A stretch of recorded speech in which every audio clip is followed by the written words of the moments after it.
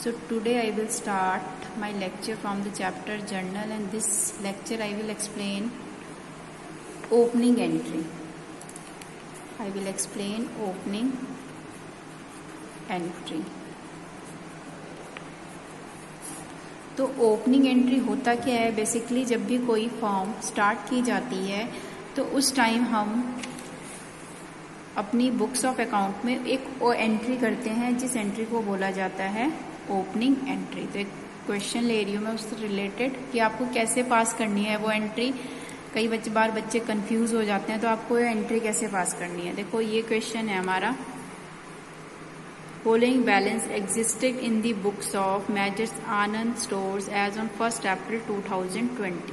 ठीक है, ये आपका बैलेंस है बुक्स ऑफ अकाउंट में Anand store on as on 1st April 2020 को। एसेट्स थी इतनी, आनंद स्टोर है जो उनकी बुक्स ऑफ अकाउंट में 1st अप्रैल को ये सभी चीज़ें थी उनकी बुक्स ऑफ अकाउंट में शो हो रखी थी। तो कैश है, बैंक है, स्टॉक है, फर्नीचर है, डेटर्स है, XYZ के बैलेंसेस हैं। डेबिट साइड है मीन्स डेटर्स होंगे ये। दूसरा है आपका liability loan from Vikas, loan लिया हुआ था विकास से, उसका बैलेंस है। क्रेडिटर है A और B, टोटल बैलेंस इनका गिवन है। तो आपको क्या करना है, pass necessary journal entry to record the above balance. तो जब इस टाइप की एंट्री आपकी अगर होती है तो आपको उसको कैसे रिकॉर्ड करना होता है अपनी बुक्स ऑफ अकाउंट में, कैसे उसे जनरलाइज करना होता है वो मैं आपको बता रही हूँ। ठीक है, तो सबसे पहले जो भी टर्म, जैसे एसेट सभी बच्चों को पता होगा, एसेट्स जितनी भी होती हैं उनका डेबिट बैलेंस होता है। क्या होता है? Debit balance. और जो लाइबिलिटीज होती हैं उनका कौन सा बैलेंस होता है?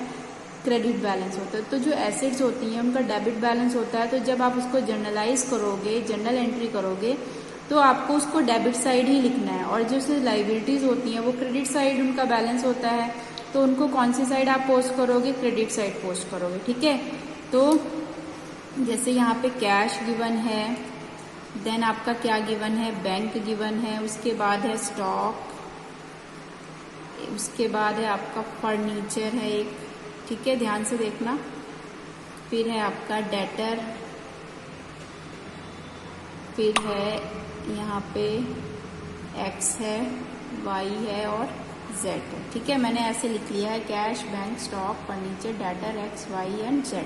ठीक है, डेटर्स तो नहीं लिखे हुए लेकिन सभी बच्चों को समझ जाने ऐसे पर्सन्स के नाम दिए हुए हैं। और डेबिट साइड है एसेट्स मीन्स ये हमारे डेटर्स होंगे। ठीक है, तो जो अब इन सभी को आपको डेबिट करना है क्योंकि ये एसेट्स हैं और डेबिट बैलेंस होते हैं। तो कैश हमारी है 60,000 की। ठीक है, मैं लिख रही हूँ यहाँ पे ऐसे, कैश अकाउंट लिख दो और यहाँ पे लिख दो आप डेबिट, फिर अकाउंट डेबिट, फिर स्टॉक डेबिट, फिर अकाउंट लगाना है, फिर डेबिट, अकाउंट तो नहीं लगाओगे, यहाँ पे लिखोगे कैपिटल ही होंगे, नहीं सॉरी कैपिटल नहीं लगाएंगे हम यहाँ पे, ये भी हमारे डेटर्स ही हैं। तो सिर्फ डेबिट वर्ड लगाना है क्योंकि पर्सन्स के नाम है, इनसे हमें ये हमारे डेटर्स हैं। तो मैं अमाउंट लिख देती हूँ 40,000 है बैंक की का अमाउंट। स्टॉक है जो वो हमारा है 1,50,000।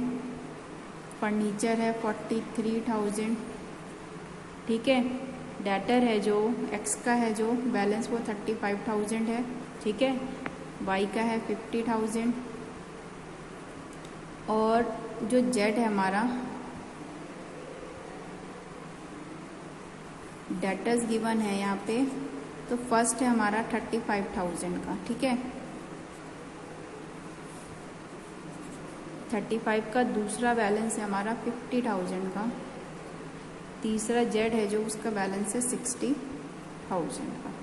ठीक है, तो ये बैलेंस लिख लिए मैंने सभी के।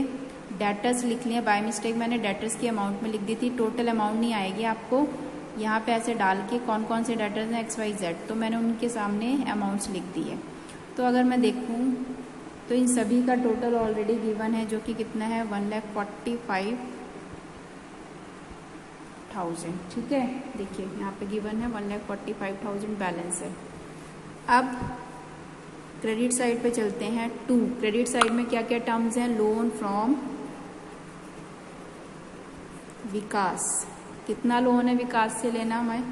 60,000 का पे करना है उसे। उसके बाद है क्रेडिटर, क्रेडिटर कितना है हमारा? क्रेडिटर है 52,500। ठीक है, ए और बी थे तो यहाँ पे मैंने ए और बी ऐसे लिख लिए यहाँ पे ताकि किसी को डाउट ना रहे। तो ए का बैलेंस है 22,500 और बी का बैलेंस है 30,000, टोटल आ गया 52,000। ठीक है, तो अब जब इस टाइप की एंट्री आ जाएगी तो देखिए यहाँ देखने से ही पता लग रहा है। टोटल करते हैं, पहले हम 1,45,000 ये है, देन 60,000 यहाँ टोटल करती हूँ मैं। 1 लाख ये हो गया, 2,50,000, 2,50,000 में 2,93,000। ठीक है, तो यहाँ पे मैं टोटल कर रही हूँ रफली 2 लाख, देखिए 1 लाख, 2,50,000, 2,93,000 बैलेंस है। उसके बाद है 1,45,000 यहाँ पे बैलेंस है। ठीक है, आपको सभी का क्या करना है, टोटल करना है।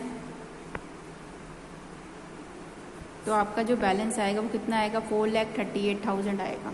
ठीक है, और हमारी क्रेडिट साइड सिर्फ 2 ही टर्म है तो उनका भी टोटल आपको करना है। तो 60,000 प्लस 52,000 कितना बैलेंस बचेगा, टोटल कर लेते हैं यहीं पे। 0, 0, 5, उसके बाद 2, ये बैलेंस आएगा आपका।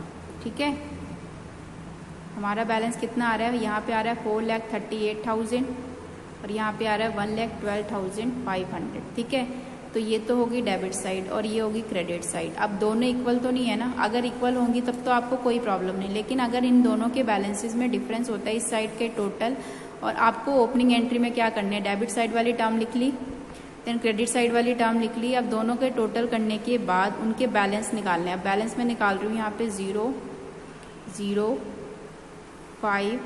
ठीक है, देन यहाँ पे आ जाएगा आपका 5 क्योंकि यहाँ पे 7 है। ठीक है, अब यहाँ पे आ जाएगा आपका 2 और यहाँ पे आ जाएगा 3,25,000। देखिए आंसर यहाँ पे गिवन है 3,25,005। तो जो भी बैलेंसिंग फिगर आएगी उसको आपको क्या मान के चलना है, वो हमारी फॉर्म की कैपिटल है। ठीक है, कितनी कैपिटल आई है, 3,25,500। क्लियर। तो ओपनिंग एंट्री ऐसे होती है, आपको सभी डेबिट साइड की टर्म नोट डाउन करनी है, देन क्रेडिट साइड की नोट। अगर दोनों इक्वल हैं तब तो कोई प्रॉब्लम नहीं है, आपको ऐसे ही लिख लेना है। लेकिन डेबिट साइड हमारी एक्सेस है और क्रेडिट साइड की अमाउंट कम है, तो जो भी बैलेंसिंग फिगर होगी उसको कौन से अकाउंट में ट्रांसफर कर देना है, कैपिटल अकाउंट में, जो कि कितना आया हमारा 3,25,500। क्लियर है सभी बच्चों को। नरेशन क्या होगी, यहाँ पे नरेशन भी लिखनी होती क्योंकि हम एंट्री कर रहे हैं एक तरीके से। Being balance of assets and liability posted and create capital as balancing figure. ठीक है, क्लियर है सभी को। Being balance of assets and liability posted and create balancing figure. ठीक है सभी को। तो ये था आपका क्वेश्चन रिगार्डिंग ओपनिंग एंट्री। आप आई होप सभी बच्चों को अच्छे से समझ में आ गया होगा कि कैसे आपको क्वेश्चन सॉल्व करना है अगर आपको कोई भी ओपनिंग एंट्री से रिलेटेड क्वेश्चन आता है। ठीक है, thank you so much if you clear the concept.